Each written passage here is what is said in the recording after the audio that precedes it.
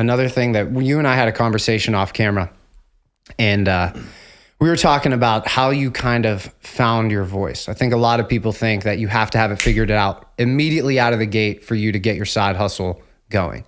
But what you and I talked about, there were actually, and for people who don't know, Nate, or it's under Nathanael Morton, has a successful YouTube channel. You actually put out several hundred videos before you found what resonated the most with the audience that you wanted to connect with. So tell us a little bit about that process. Yeah, so I started off making videos on how to be successful and principles of success, which I find is very funny because I was not successful at all. I was just, I loved reading books, and I loved, principles of success, and I was very motivated and driven, and I loved to learn about that stuff. So I figured I would just, teach that on YouTube and talk about it on YouTube because that's what I love to do. But I was a basketball player my whole life, and I was into, vertical jump training and being the best basketball player that I could be. And in between those hundreds of videos, I just posted one video of me dunking, and I was like, hey, here's the workout I did that helped me dunk. And it just went viral and blew up. And I'm like, wait, all these success videos are getting 25 views, and this dunk video just got 40,000 views in 2 days. Like, maybe I have something here. So I kind of started in all the comments, hey, yeah, show us more, put out more videos. So then I just made more and more videos about, dunking and sports performance. And that is what people resonated with.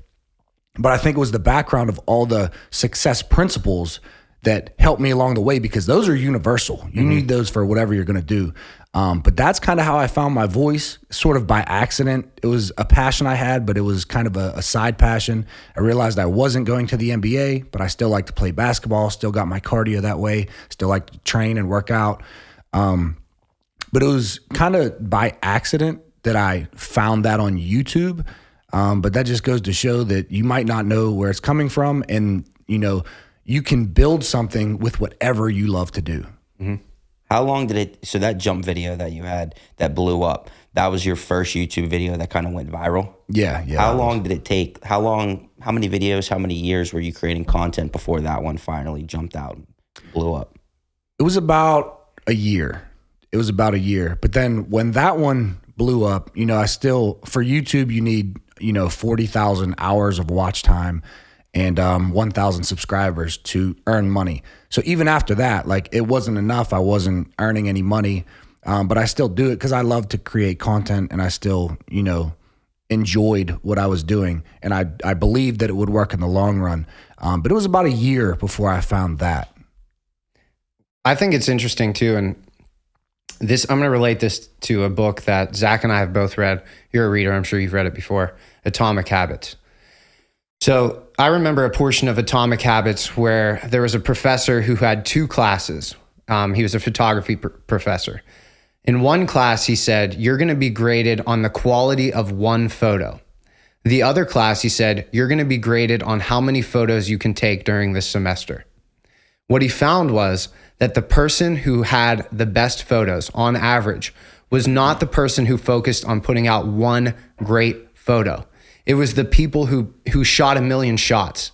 It was the practice. It was the consistency of taking photographs that allowed them to build and cultivate the skills necessary so they were actually the better photographer at the end. It was the quantity. Obviously, they're focusing on quality as well, but it was the quantity of shooting 1 million shots before you finally hit the bullseye. And I think that lesson is exactly what you lived. You had to go through the several hundred videos, the year of creating content before it was like, boom. Now everything culminated into being what your message, what your voice could be, and you could actually monetize that to turn your side hustle into something that actually made some money.